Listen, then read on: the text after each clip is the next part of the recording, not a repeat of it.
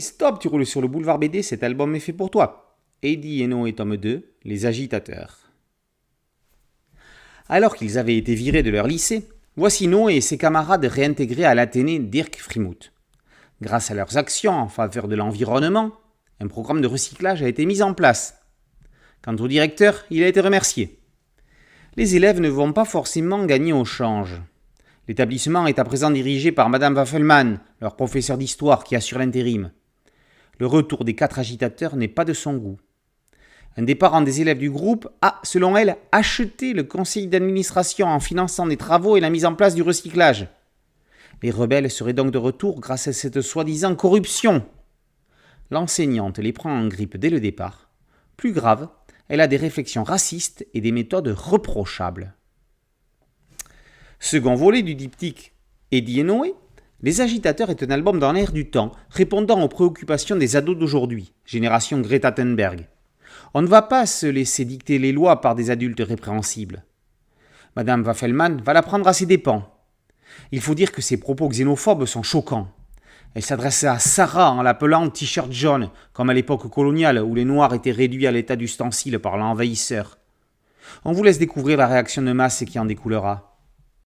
Alors que Sarah était le 3e élément du duo Eddie et Noé, c'est ici Nora qui vient s'intercaler entre les deux personnages.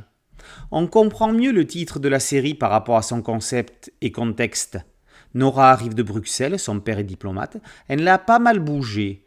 Londres, Lagos, Kinshasa, Montréal, la voici à Bruxelles. Elle a tapé dans l'œil d'Eddie et de Noé, qui, pour éviter qu'il leur arrive la même chose qu'avec Sarah, signent un pacte de non-agression.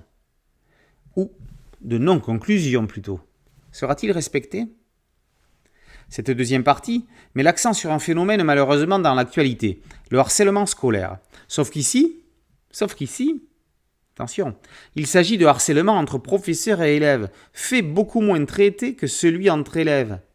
La nouvelle directrice est plus que tyrannique et n'est pas du tout dans l'empathie ni le dialogue. Mais ne sait-elle pas à qui elle a affaire ? Elle n'a pas lu le tome 1 ? Les adolescents de l'Athénée, s'ils sont capables de s'attaquer au climat, ne vont pas se laisser dicter leurs lois par une chef d'établissement détestable et surtout condamnable.